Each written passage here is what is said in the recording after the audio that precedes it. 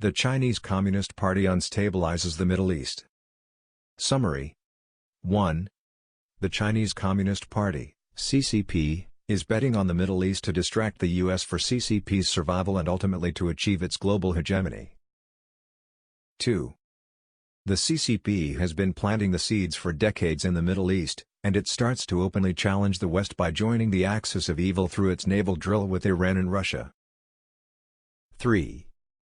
The recent U.S. military attacks in Iraq mark the beginning of an inevitable proxy war in the Middle East when the U.S. destroyed Chinese weapons and armies deployed to the region and killed Iran's top security and intelligence commander, General Qasem Soleimani, backed by the CCP. CCP's strategies. There is no secret that the Chinese Communist Party celebrated the 9/11 terrorist attack on the World Trade Center because they see it as a turning point to weaken the U.S. while giving rise to China's global influence. Strategically, any military conflicts in the Middle East will keep the U.S. preoccupied to give more breathing room to the Chinese Communist Party, CCP. Posed as a peacemaker, the CCP is using the Middle East to challenge the existing global order and establish a bipolar world. Urgency. The CCP is hoping for another 9/11-like event for it to emerge as a global hegemon to rival and, perhaps in time, surpass the United States. So creating unrest in the Middle East has always been part of CCP's long-term goal. The recent incidents show its intensified maneuvers in the region as the CCP realize that their days are numbered. The Middle East is not only critical for the CCP's world dominance but also its survival of a collapsing economy.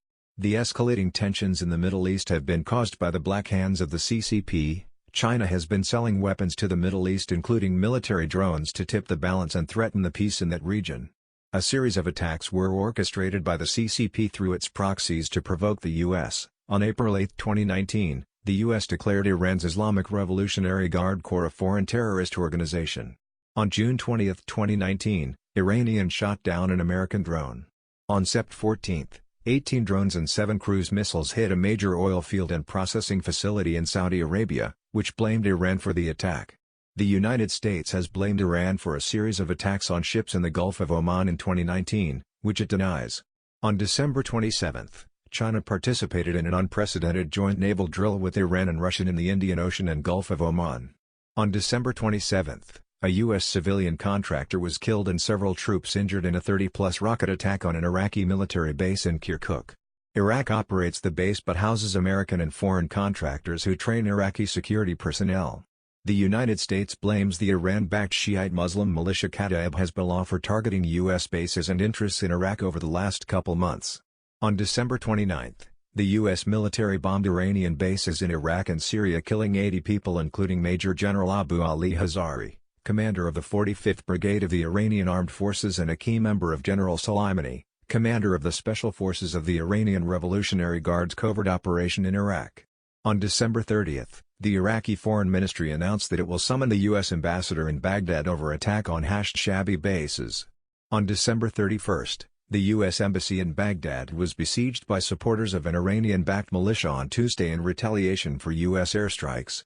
On Jan 3, the U.S. killed Iran's top security and intelligence commander, General Qasem Soleimani, who had directed violent anti-U.S. campaigns for more than 15 years, according to a statement issued by the U.S. Department of Defense. On Jan 3, the U.S. Embassy urges American citizens to leave Iraq due to heightened tensions in Iraq and the region. On Jan 4, the U.S. airstrikes targeted Iraqi militia, killing 6. According to Miles Guo's live broadcast on December 30, China's joint naval drill with Iran and Russia on December 27 marks the CCP's formal abandonment of all peace promises made in the past. In 1974, the then Chinese leader Deng Xiaoping denied any possibility of the CCP's dominance seeking when he addressed the United Nations General Assembly in New York. The Chinese Defense White Paper often claims, China will never seek hegemony or engage in military expansion now or in the future, no matter how developed it becomes. Deng solemnly declared in his 1974 UN speech that the CCP should be attacked by any nation for seeking world domination. The significance of CCP's joint naval drill with Iran and Russia is that it has violated and abandoned all the CCP's basic principles, including those outlined in China-US Shanghai Communique. Never challenge the U.S. Never station troops abroad. Never participate in joint military drills abroad. Never form coalitions with other nations. Miles Guo reveals CCP's meddling in the Middle East. Bank of Kunlun is the major source of funding for Iran's Islamic Revolutionary Guard Corps. The bank was created for the sole purpose of money laundering between Iran and the Chinese kleptocrats like Wang Qishan, Meng Jianshu, Jiang Zemin, and Zhou Yongkang to violate the U.S. sanctions imposed on Iran. 95% of the bank's business covers oil purchase transactions from Iran by the families of the Chinese kleptocrats as well as oil for weapon deals settled in Chinese currency yuan. The CCP's joint naval drill with Iran and Russia takes the CCP one step closer to its demise. The axis of evil comprised of the CCP, Russia, Iran, North Korea, and Turkey is a great threat to the democratic world, so the U.S. military attack on Iran's Islamic Revolutionary Guard Corps in Syria is inevitable. Syria imports most of its crude oil from Iran and weapons from Russia. The mistakes made by the previous U.S. administrations in its Middle East policy enabled Syria to grow and Russia to return to the region and subsequently give chances for Syria, Iran, Qatar, Turkey, and North Korea to form alliances to challenge the U.S. Miles Guo reminded the public of his forewarnings made in 2017 about ship explosions and surprise attacks on the U.S. warships at the Strait of Hormuz.